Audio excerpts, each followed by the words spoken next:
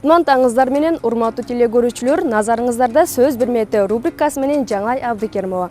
Бул эт биз шаар тургундарына колун адалдатуу деген сөз тизмеги кандай маанини берет деген суроо менен кайрылабыз. Анда эмесе биз баштадык. Билбейм эже мен. Сен айтып койду. Билбейм эже. Адал деген өзү тазартуу беле? Билбедим, түшүнө элбейм. Колун адалдатуу? Билбейм. Билбейт Колун адалдатуу? Билбейм. Мен оюмча колун адалдатуу деген бул жашоодо жакшы иштерди жасап, бей бечараларга жардам берип, өзүм бул жашоодо ким экенин көрсөтүү деген түшүнөм.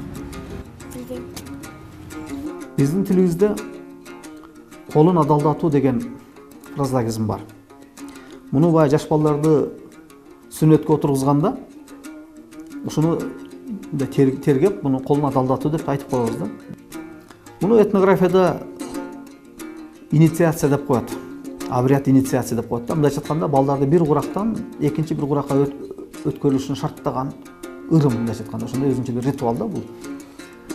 Анан кийин бул ислам дини менен кошо, бул башка дагы бир мааниге болуп туруп, шарият боюнча мынтип айтылып атат.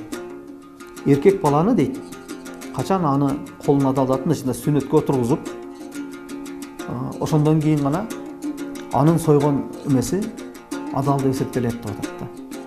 Мындайча айтканда, малды сойгондо эркек адам гана союш керек, аялдын сойгондугу ал адам арам болуп калат, адал деп эсептелбейт деп туруп, ошон үчүн мейли 3 жашар, мейли 5 жашар болсун, ошол эркек бала сойсо, ошол адал деп эсептелет. Бирок ал бала үчүн бир шарт, ал мындайча айтканда колун адалдаткан болуш керек деп атат да.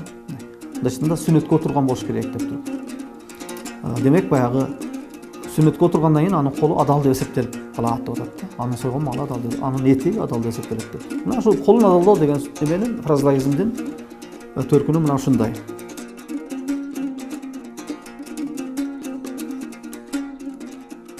Кыргыз эч качан сөзгө чуркук болгон эмес, жада калса касташкан адамында сөз менен жеңүүгө кудуреттүү болгон.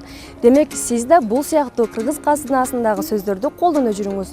Ушуну менен сөз бермети рубрикасы соңуна чыкты. Кийинки бирден амандашканча саламатта калыңыздар.